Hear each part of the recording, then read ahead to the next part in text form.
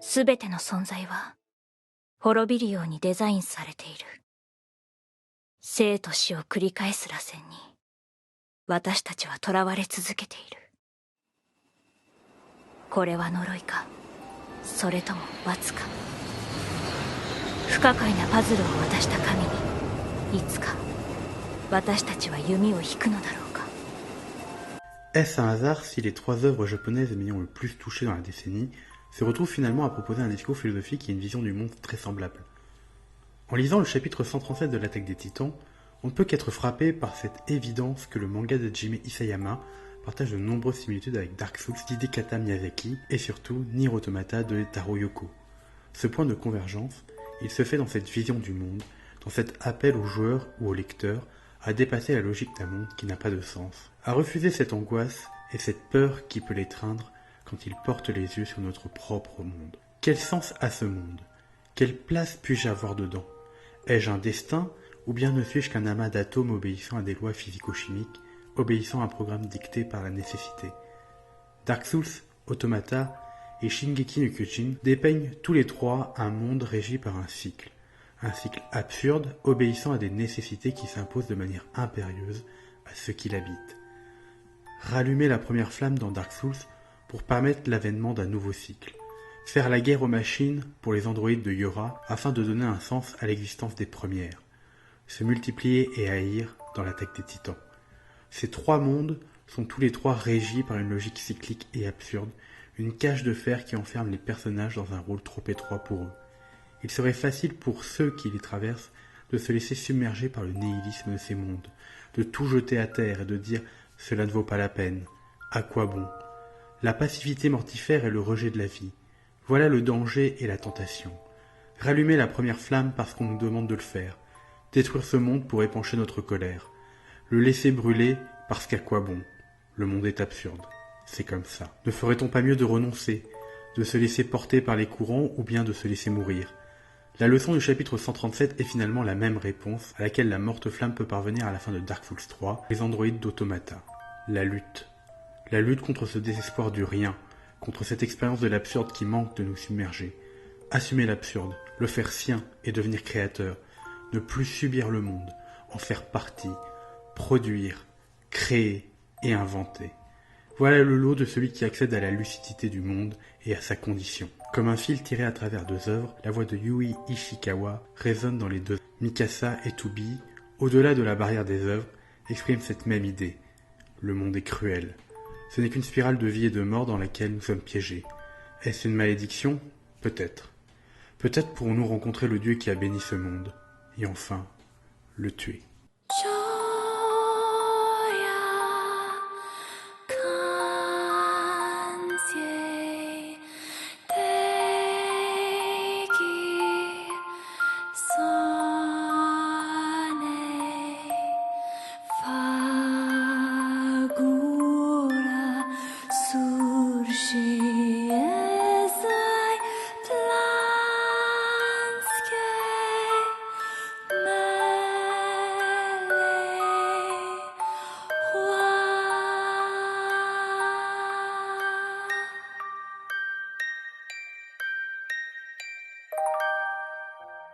Le chapitre 137, antépénultième épisode de l'Attaque des Titans, constitue le premier tiers de la conclusion de cette histoire débutée il y a plus de 10 ans. La conversation entre Sig et Armin, qui ouvre le chapitre, constitue l'un des moments clés de l'œuvre, livrant l'un des sens profonds de l'histoire, la lutte contre l'absurdité de ce monde.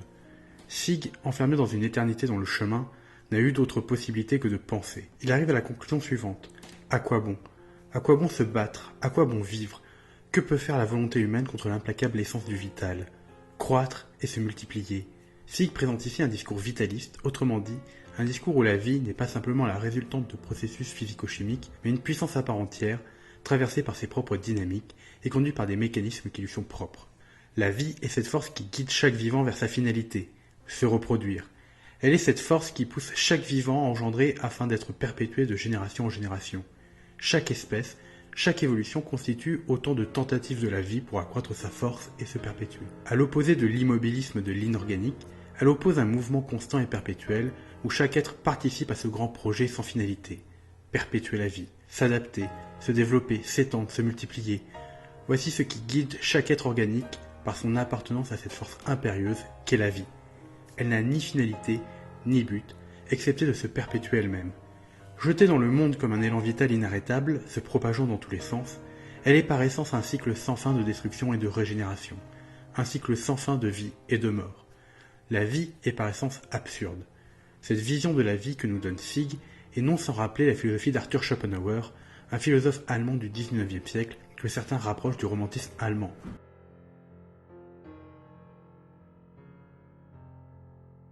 Schopenhauer développe une philosophie pessimiste, s'appuyant sur l'absence de raison essentielle au monde. Sa métaphysique se développe à partir du concept de volonté, une force aveugle, un instinct obscur et vital qui traverse toute chose et les met en mouvement.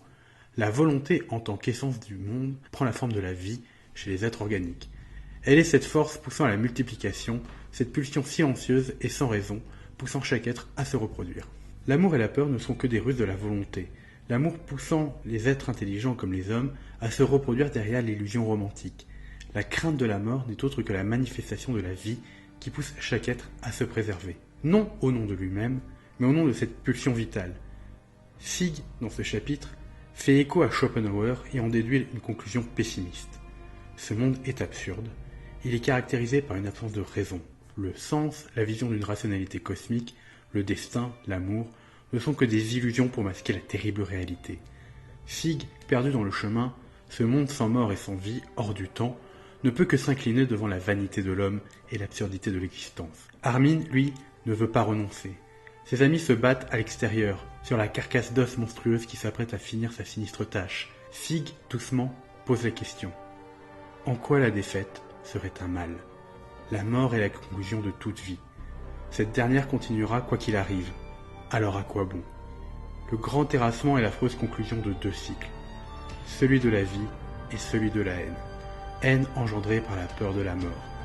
La vie continuera après, indifférente à l'homme. On pourrait alors penser que cette symbiose qui a eu lieu il y a 2000 ans entre la forme de vie la plus évoluée et la première aboutisse à la forme finale de la vie, les titans. Il serait l'accomplissement, le dernier stade d'une évolution parvenue à une forme ultime. Réduit à la simple pulsion vitale de manger, le titan s'abstrait de la peur de la mort pour constituer l'étape finale de l'évolution. Les titans primordiaux, issus d'Ymir elle-même, concilient à la fois intelligence et capacité physique extraordinaire, se régénérant et s'opposant ainsi à la mort. Mais ceux-ci meurent au bout de 13 ans. La malédiction d'Ymir pèse sur les possesseurs comme un couperet permanent, une sentence de mort que ne connaissent pas les titans primaires, réduits à des parodies de fonctions vitales. Mangeant sans nécessité, errant sans but, manifestation même de l'absurdité de la vie, les titans ne sont pas la dernière étape de l'évolution. Ils sont au contraire une impasse de la vie, comme dirait le philosophe vitaliste Henri Bergson. Les titans incarnent une perturbation dans le trajet buissonnant de la vie. Incapables de se reproduire, ils incarnent une stagnation biologique allant contre l'essence même de la vie. Leur usage en tant qu'arme de mort au service d'Eldia puis de Mar entérine cette idée. C'est par ces mêmes titans menés par Eren Yeager que la vie s'apprête à connaître sa plus terrible extinction d'espèces. Le grand terrassement n'est pas simplement un génocide, c'est aussi un terrible écocide détruisant des milliers d'espèces végétales et animales sur sa route. On peut ainsi dire que le titan, s'il représente un nouveau stade de l'évolution de l'humanité vers une nouvelle espèce, constitue un cul-de-sac pour la vie qui voit son essence même contrariée. Cette contrariété est le fruit même de sa propre logique ayant mené une petite fille, il y a 2000 ans, à nier la vie et le monde qui l'entoure. Le chemin, création d'Ymir, devenu Démiurge, est un monde sans vie et sans mort, un espace coupé du temps et du monde qui l'entoure. Là, elle patiente dans une attente toujours auréolée de mystère. Ce jour où elle tomba dans un arbre séculaire, sauvée par cet être mystérieux des origines, elle l'amena sans le vouloir, une perturbation dans le cours de la vie, donnant naissance à cette chose stagnante et terrifiante qu'est le titan.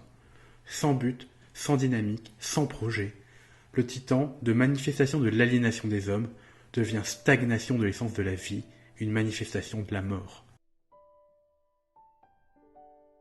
Alors que Sigg arrive à une conclusion nihiliste et mortifère, Armin refuse. Il ne refuse pas le monde, bien au contraire, lui qui le chérit tant et rêvait de le découvrir. Ce qu'il refuse, c'est la conclusion de Sigg. Le pessimisme n'est pas une solution. Le monde est cruel, mais il est aussi magnifique. Sa splendeur tient dans ces petits instants, dans ces moments d'insignifiance que l'on chérit, Un souvenir d'enfance où l'on court sur la pente d'une colline, la brise sur le visage, une balle de baseball que l'on lançait et renvoyait par simple plaisir, une écharpe que l'on met autour du cou. Tous ces moments, nous dit Armin, sont précieux. En eux-mêmes, ils n'ont aucun sens, aucune valeur objective. Ce sont des riens sans signification. Mais ce qui importe, c'est ce qu'ils représentent pour nous, la valeur que nous lui donnons.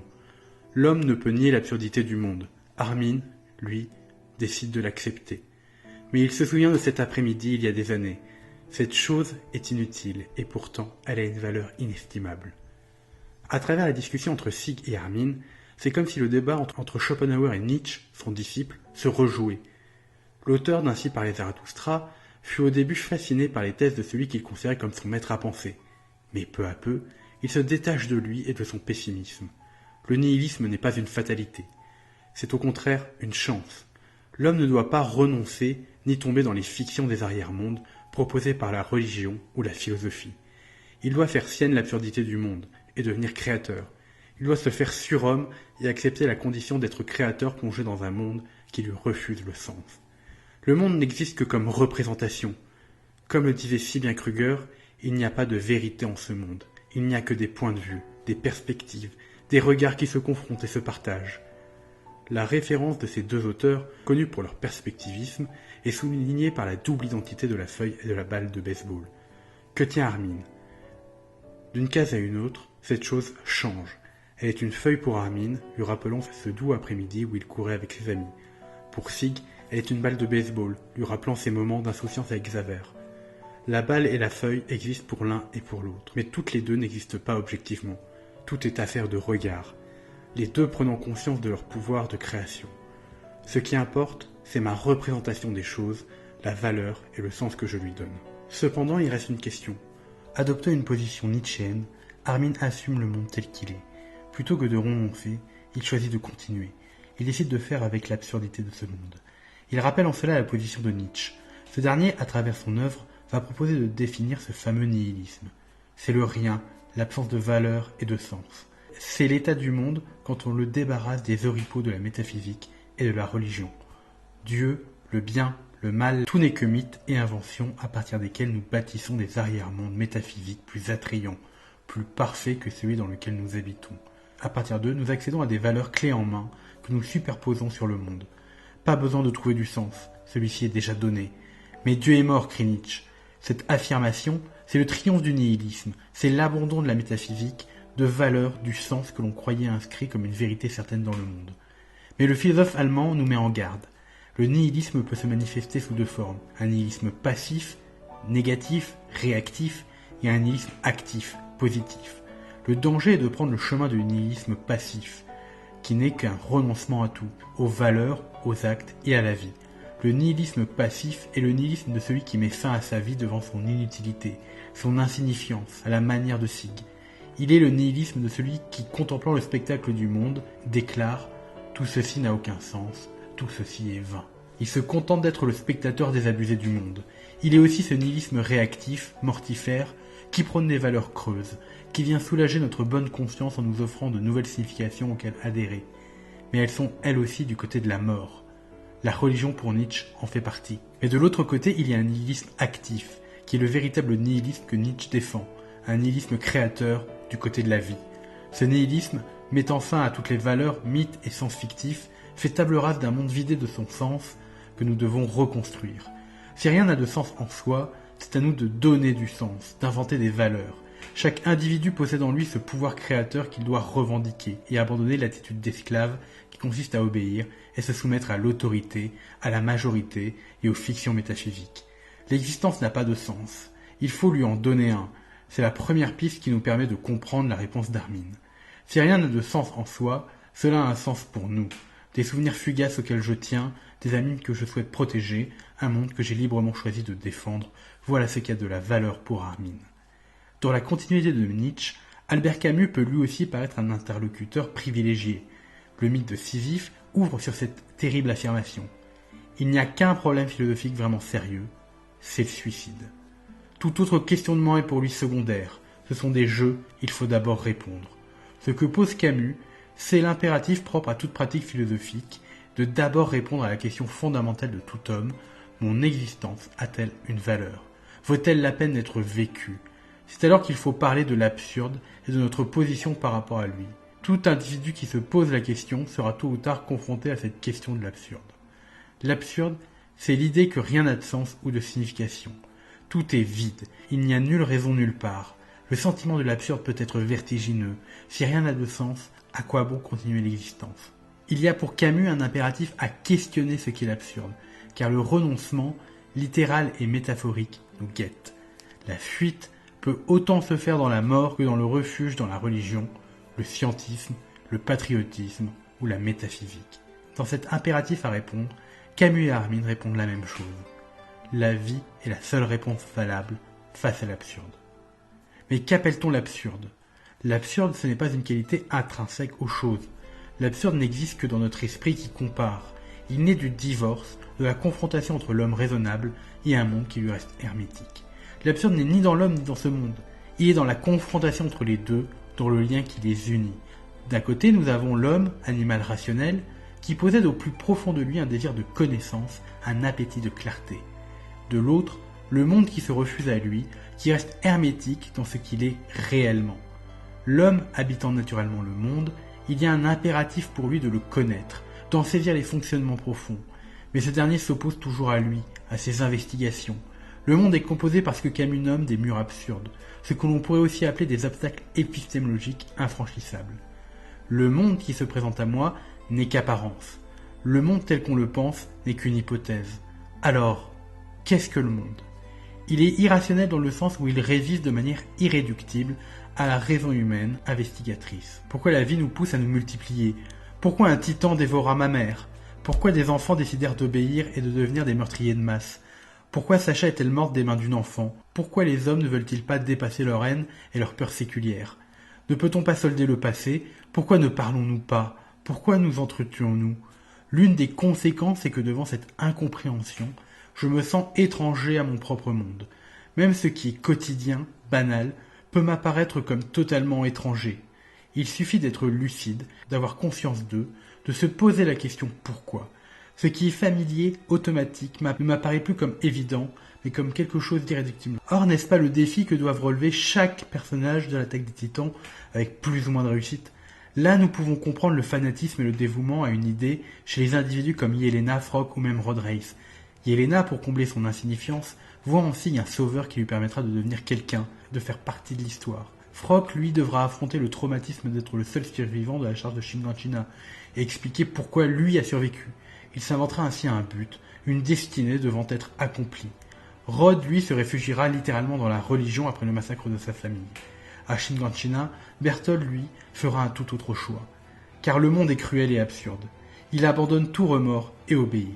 Il n'a que ça. N'incarnant ni le croyant ni le patriote, il prend conscience de l'absurde. Il renonce alors à tout remords pour faire son devoir. Il accepte l'affrontement parce qu'il n'y a rien d'autre pour donner du sens. L'éternel suiveur embrasse complètement sa condition. À la révolte, il préférera la soumission. C'est comme ça. Il doit les tuer. Il n'y a pas d'autre issue. Berthold à Shinganshina incarne la parfaite conscience tragique de l'absurde sans pouvoir trouver une issue. Malgré sa lucidité, il renonce. Il manque de peu la dernière étape. Or, la condition absurde, c'est bien la lucidité. Lucidité que je ne peux ni nier, ni rejeter.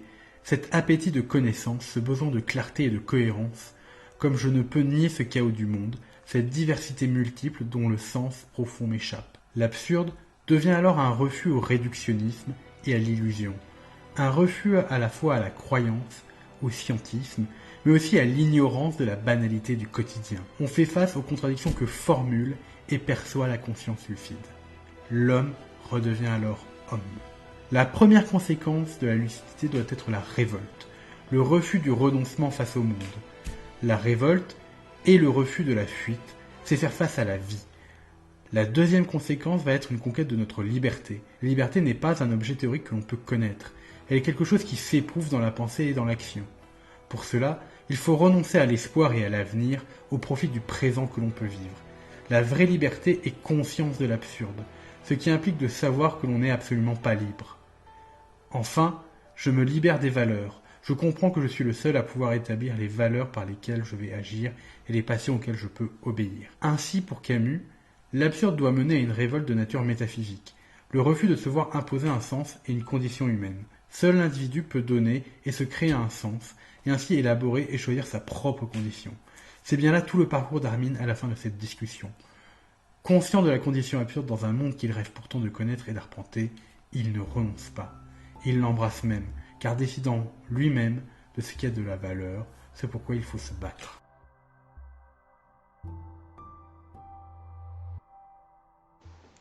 Dans les chapitres 135 et 136, à plusieurs reprises, les membres de l'Alliance ont semblé perdre espoir, être au bord de la rupture, dépassés par le nombre et la violence des titans shifters des précédentes générations. Armin en particulier, pris dans la gueule de l'Okapi, s'est cru mort et a extériorisé sa haine de lui-même, ou plus précisément de son propre corps, incapable d'agir pour aider ses amis et tenter de leur redonner espoir. C'est alors qu'il a basculé dans le chemin.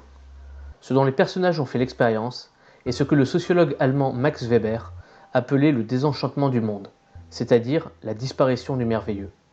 Paradoxalement, alors qu'ils font face à des créatures cyclopéennes au milieu d'un cataclysme d'une ampleur telle que le monde n'en a jamais connu jusqu'alors, ils semblent avoir perdu la capacité à s'émerveiller. Ainsi, ce gigantesque et majestueux oiseau qui est devenu Falco, et qui vient les sauver à la fin du chapitre 135, n'est vu par l'Alliance que comme la possibilité d'un instant de répit. Les explications données quant à cette transformation semblent sonner creux, comme s'il ne s'agissait là que de quelque chose de très ordinaire. Une Hansi se serait sans nul doute excitée à cette simple idée, aurait formulé des hypothèses et aurait immédiatement envisagé des protocoles expérimentaux pour les vérifier. Elle aurait vraisemblablement fourmillé d'idées et aurait projeté de les réaliser. Cette façon d'envisager l'avenir, comme une page blanche où tout est à raconter, c'est cela le merveilleux, c'est cela qui sert l'espoir. Pourtant, depuis la disparition du Major, le bataillon semble avoir oublié, voire perdu cette capacité à rêver. Mais qu'est donc le chemin dans lequel se retrouve Armin à la fin du chapitre 136 et dans l'essentiel du chapitre 137, si ce n'est un territoire du rêve? C'est ici qu'il va nous falloir faire un détour par la littérature pour saisir la symbolique et le sens de ce qui se déroule dans le chemin, pour montrer qu'Isayama ne se contente pas simplement d'injecter une bonne dose de scénario sans aucune raison pour justifier le retournement de situation qui s'opère lorsqu'Armin retrouve ensuite ses camarades, et même s'il va nous falloir nous aliéner une partie de nos spectateurs, nous allons devoir nous intéresser à une scène à bien des égards très similaire à celle-ci, et qui est sans doute le moment clé d'une œuvre française foisonnante, à tel point que son évocation fait frissonner la plupart des lecteurs, j'ai nommé « La recherche du temps perdu » de Marcel Proust. Ce qui effraie surtout dans La Recherche, c'est l'aspect hermétique de son esthétique et de sa narration. On lit des phrases interminables, remplies de propositions subordonnées et de parenthèses qui font perdre le fil de la compréhension. Proust semble également obsédé par les salons aristocrates et bourgeois, et donc la vie mondaine. Une mondanité qui est en outre souvent synonyme de vacuité. Ainsi, on a le sentiment de ne pas avancer dans cette lecture, et bien au contraire, de s'embourber dans des histoires secondaires inutiles, faisant intervenir une foule de personnages sans intérêt. Mais justement, c'est bien là l'objectif recherché par Proust, nous faire éprouver le sentiment de perte de temps, comme indiqué très clairement dans le titre de l'œuvre. Et en vérité, dans La Recherche, c'est toute la société qui finit par se comporter ainsi, ce qui illustre parfaitement le dernier volume, intitulé paradoxalement « Le temps retrouvé ». Cet ultime tome est le seul qui prend place durant la Première Guerre mondiale, puis au lendemain de celle-ci. Ceci n'est pas sans rappeler la situation dans laquelle on se trouve à ce moment du manga. Eren a déclaré une guerre totale à l'humanité lors de l'attaque de Revelio, alors même que la société Mar pensait en avoir terminé avec leur dernier conflit de 4 ans par la prise de la forteresse de Slava. Or justement, la Grande Guerre fut elle aussi nommée la Der des Der. Ces deux conflits semblent donc similaires par leur durée, leur ampleur et le choc moral qu'ils représentent. En mettant en œuvre par le grand terrassement sa propre déclaration de guerre, Eren semble s'être lancé dans un second affrontement mondial. De fait, le contexte de ce qui nous est raconté dans Le Temps retrouvé est similaire à celui de ce dernier arc de SNK. Et justement, que nous raconte Proust dans ce segment? Il nous décrit une société qui nie son passé, son présent et sa mortalité. Le héros du roman, nommé Marcel, comme son auteur, mais aussi comme un des rares personnages de SNK à posséder un prénom clairement français et d'ailleurs présent dans ce chapitre à savoir Marcel Guelliard. Le héros, donc, prend conscience de cette négation, car, à cause d'ennuis de santé, il a été contraint de quitter Paris pour être pris en charge dans un sanatorium. À son retour, alors qu'il participe à une sauterie organisée lors d'une matinée par la famille noble de Guermantes, il constate de nombreux changements, mais que les mondains refusent de reconnaître. Cette négation du temps qui passe se perçoit par touches discrètes mais notables. Le héros surprend ainsi la conversation d'une jeune marquise qui, peu de temps avant, ne jurait que par la musique de Wagner, qu'elle considérait comme à l'avant-garde. Désormais, elle prétend que le compositeur allemand lui donne la migraine et qu'il en a toujours été ainsi. Et alors qu'un pianiste joue du Beethoven, les invités tombent tous en extase en croyant entendre du Chopin. C'est que, dans le salon d'une aussi bonne famille, il serait impensable que l'on puisse jouer un air antipatriotique. Pourtant, parmi ces invités, Marcel reconnaît des fins mélomanes qui ont toujours identifié du Beethoven, mais préfèrent le nier et faire comme si. Outre cette négation de la société d'avant-guerre, il y a d'autre part une négation de son présent. Chacun sait pertinemment que la guerre existe et qu'elle fait rage. Mais ici, à l'arrière, dans les salons parisiens, elle devient une manière de vivre. Les femmes portent des vêtements qui font guerre, où la tenue de combat des soldats est évoquée. Il y a même des bijoux faits avec des balles et des morceaux d'obus. Ainsi, les grands couturiers ont le sentiment de participer à l'effort de guerre et les femmes se sentent plus près des soldats. Soldats que chacun suppose à l'abri de tout danger. Bien entendu, en filigrane, c'est une négation de la mort que l'on trouve. Les armes étant mises sur le même plan que des parures dans la capitale. On prend la juste mesure de l'incompréhension entre le front et l'arrière. En niant son passé, son présent et la mort, la société mondaine nie également son avenir. On vit sur un mode figé, qui n'avance pas, qui ne progresse pas, qui rejette toute évolution. Ainsi, le héros découvre avec stupeur qu'une veuve issue de la bourgeoisie, dont le défunt époux s'était enrichi grâce à l'industrie de guerre, s'est remariée et est devenue la nouvelle duchesse de Guermantes, celle qui justement organise cette matinée. Mais à chaque fois qu'il évoque son passé récent de roturière, les autres invités détournent la conversation. C'est que l'on préfère faire comme si il en avait toujours été ainsi, et que cela ne changera jamais. C'est exactement ce que l'on retrouve symboliquement dans le chemin. Sieg, insistant sur la volonté d'Ymir d'échapper à la mort et de permettre à son peuple de survivre dans un espace où le temps n'a pas de prise. Ainsi, Sieg lui-même, qui n'est pourtant dans le chemin que depuis 2 jours, a l'impression d'y être depuis une durée considérable. Dans le chemin, le temps ne s'écoule plus, Eren pouvant redevenir un enfant, et Armin et Sieg pouvant côtoyer celles et ceux qu'ils ont vus pourtant décéder. L'absence de projet et la négation de la temporalité sont les conditions de l'esthétique de l'absurde. La société est perçue comme désenchantée, car elle est à la limite de l'absurde. On a le sentiment d'y tourner en rond. Il y a bien désenchantement, au sens où l'entend Max Weber, car lorsque le monde est enchanté, c'est notamment le cas durant l'enfance, l'avenir ne représente pas une angoisse. Ici, on cherche à repousser l'échéance en distendant le présent. Les normes, les rites, les coutumes des groupes ne servent qu'à répéter indéfiniment les mêmes pratiques pour se persuader que le temps ne passe pas. Mais rapidement, on en devient prisonnier, comme Sieg était prisonnier de ses chaînes à un moment dans le chemin. Comme chacun semble prisonnier de sa culpabilité, comme l'indiquent les yeux masqués d'ombre, ou, comme Marcel dans La Recherche, était prisonnier de sa jalousie, ce qui le poussa à garder captive son amour de jeunesse, Albertine, dans le tome justement intitulé « La prisonnière ». Dans certains cours qu'il donnait à l'université d'Heidelberg, Max Weber parlait d'ailleurs de « cage de fer » à ce propos, comme l'explique Pierre Bouretz dans Les promesses du monde, l'ouvrage qu'il lui a consacré. Pour Sieg, cette cage de fer, sans aucun sens, c'est celle de la vie qui cherche juste à se multiplier et à perdurer. Pourtant, l'intervention d'Armin le conduit à réviser son jugement. Qu'a-t-il donc bien pu se jouer à l'occasion de cette conversation ? Pour le comprendre, il faut se focaliser sur le passage baptisé par Proust « le bal des têtes » à l'occasion de la matinée de Guermantes dans le temps retrouvé. Lorsque le héros arrive à la matinée, il a un peu de retard et le pianiste Morel a commencé un récital. Le majordome demande alors à Marcel de patienter à l'écart le temps que la partition ne soit achevée, afin qu'il puisse l'introduire en grande pompe comme cela se fait dans ce type de salon. Marcel attend donc seul dans une bibliothèque. Même si ce passage n'est pas le plus célèbre de l'œuvre, il n'en est pas moins l'un des plus importants. En effet, c'est l'une des rares occasions de tout le cycle de romans où il fait l'expérience de ce qu'il nomme phénomène de réminiscence ou de mémoire involontaire. La première occurrence de ce type d'événement intervient dès le premier volume, intitulé Du côté de chez Swann, alors qu'il déguste une madeleine trempée dans du thé. Immédiatement, cela lui rappelle le goût des madeleines de son enfance.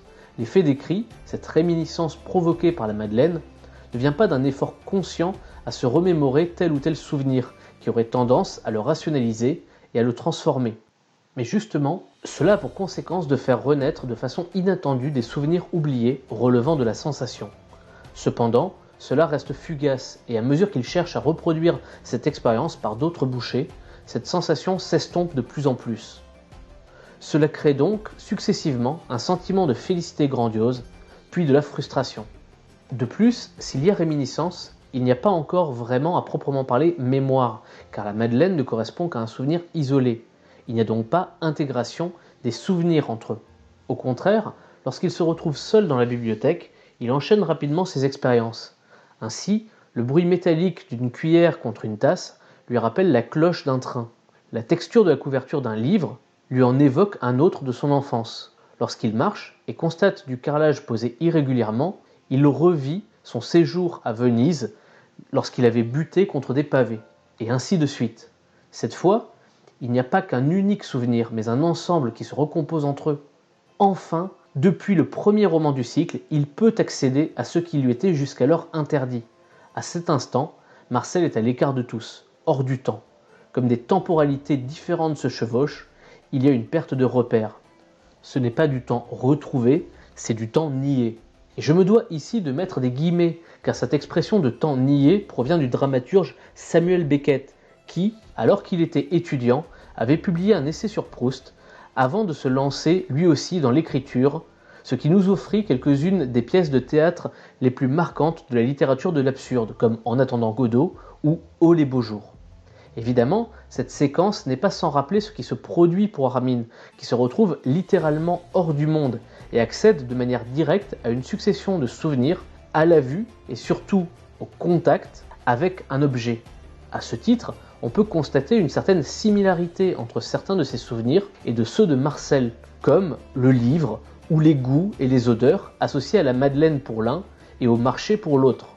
Et ce qui parvient à convaincre Zieg n'est pas tant le discours d'Armin que la même expérience qu'il partage à son tour. Ainsi, au contraire de ce qu'on pourrait croire, ce n'est pas du talk no jutsu comme on peut l'entendre parfois, mais plus du feeling no jutsu, puisqu'Armin conduit Zieg à éprouver, à ressentir, plus qu'il ne cherche à argumenter. Pour Beckett, la scène de la bibliothèque est le moment fondateur de l'œuvre, car c'est là qu'a lieu la création. À ce moment, le héros et le narrateur se rejoignent pour devenir une seule et même entité. Il y a une sorte de jubilation créatrice de la part de Marcel, et c'est elle qui conduit à la fusion du héros et du narrateur. Lorsque le domestique annonce la fin du concert, Marcel a le choix entre deux possibilités. Soit rester dans cette stase, se temps nier, et finalement se rapprocher plus encore de l'absurde que ne l'a fait le reste de la société, soit retourner dans le monde, dans le salon, et retrouver le temps. Il choisit la deuxième solution. Ce qui est important ici est qu'il fait ce pas vers le monde, sachant pertinemment qu'il ne reviendra pas à ce moment de jubilation. Il fait le choix de limiter son acte créateur, mais dans le but de pouvoir mieux le comprendre. Là encore, on ne pourra que constater une certaine filiation entre la recherche et SNK, même s'il faudra cette fois plutôt chercher du côté de l'anime. La doubleuse d'Armin est en effet celle qui s'occupe également de la narration. Ainsi, on pourrait penser que le personnage, comme dans le cas de Marcel, est à la fois héros et narrateur de l'œuvre, et ces deux entités se réuniraient à l'occasion de ce chapitre 137. Choisir de revenir au monde, c'est aussi reprendre sa place dans le temps. La recherche pourrait donc tenir en quelques pages seulement, celle de la bibliothèque. Mais si l'œuvre part des origines, c'est-à-dire de l'enfance, c'est pour suivre le cheminement jusqu'à cet instant et le comprendre. Il y a chez Proust une conscience historique, parce qu'il sait où il se situe dans le temps, et sent qu'il doit comprendre ce qu'il y a eu avant et en rendre compte. Après avoir frôlé l'absurde, il se recrée un projet, celui de la rédaction d'un roman qui racontera son expérience. Par ce projet, il envisage donc littéralement à nouveau l'avenir, puisqu'il se jette en avant vers l'inconnu, mais cette fois à nouveau avec de l'espoir, celui de terminer son roman. Il accepte ses erreurs passées, comme Zig et Armin, qui font face à ceux dont ils se sentent responsables de la mort. Grisha, Tom, les frères Galliard, Ymir et même Eren Kruger pour Zig, ou Bertholdt pour Armin. Ils font face à leurs responsabilités, à leurs choix, à leurs erreurs, les regardent en face comme le symbolise la réapparition des yeux de leurs victimes. Ils ne cherchent pas le pardon, mais se découvrent de nouvelles raisons d'espérer. Et tous reviennent au monde, acceptant que le temps s'écoule à nouveau, et donc acceptant leur mortalité. Cette dernière est présente à plusieurs reprises dans les paroles de Zig, ou l'adieu lancé par Armin à Eren, mais aussi à travers ce titan marteau d'armes surplombant Reiner et armé d'une faux, à l'image de la représentation classique de la mort, mais aussi de Chronos, titan du temps, justement. Proust confirme pour sa part que ce choix est le bon, par une phrase dans Le Temps retrouvé, qui résonne tout particulièrement avec SNK. Alors qu'il habitue le lecteur à des phrases particulièrement longues et étoffées, il sait aussi le surprendre avec des assertions très courtes, et qui sont souvent les passages les plus marquants et les plus signifiants du roman. Ainsi, il se permet de remarquer que, je cite, « Les vrais paradis sont les paradis que l'on a perdus ». Le paradis trouve un écho intéressant par rapport à l'île d'origine des Eldiens, que les membres de l'Alliance ont choisi de quitter pour arrêter Eren. Mais il nous rappelle aussi un poème anglais de 1667, cher au cœur d'Isayama, comme il l'a évoqué en interview, Le paradis perdu de John Milton. Ce que nous prouve ce chapitre, c'est que l'on peut perdre son paradis parce qu'on y renonce. En achevant son œuvre, dans la dernière phrase, Proust nous laisse entrevoir ce qu'il a cherché à accomplir à travers elle, et cela prend là encore un sens supplémentaire à la lecture de SNK. Une nouvelle fois, je cite « S'il m'était laissé assez longtemps pour accomplir mon œuvre, ne manquerais-je pas d'abord d'y décrire les hommes, cela dût-il les faire ressembler à des êtres monstrueux, comme occupant une place si considérable à côté de celle si restreinte qui leur est réservée dans l'espace, une place au contraire prolongée sans mesure, puisqu'ils touchent simultanément comme des géants plongés dans les années, à des époques si distantes, entre lesquelles tant de jours sont venus se placer dans le temps. » Évidemment, les hommes monstrueux ou les géants nous rappellent les titans, mais même dans la forme, nous pouvons établir un lien avec ce chapitre. Le dernier mot du roman est donc « temps », que l'on retrouve dans le titre, que ce soit celui du tome, le temps retrouvé, ou celui du cycle, la recherche du temps perdu. Mais aussi dans le tout premier mot, puisque la première phrase de la recherche était « Longtemps, je me suis couché de bonne heure ». Ainsi, Proust utilise ici un procédé littéraire appelé épanadiplose, qui consiste à ouvrir et terminer une œuvre littéraire par le même mot ou la même image dans le but d'établir un cycle. Or, chez Proust, ce cycle est logique. Nous venons de lire les pérégrinations du héros, qui finit par devenir le narrateur et envisage désormais d'écrire un roman qui racontera son histoire. Or, ce roman, c'est celui que nous avons lu. Nous sommes donc invités à le reprendre en sachant pertinemment désormais de quoi il retourne, mais en focalisant notre attention non plus sur la vie du héros, mais plus sur la façon de raconter du narrateur.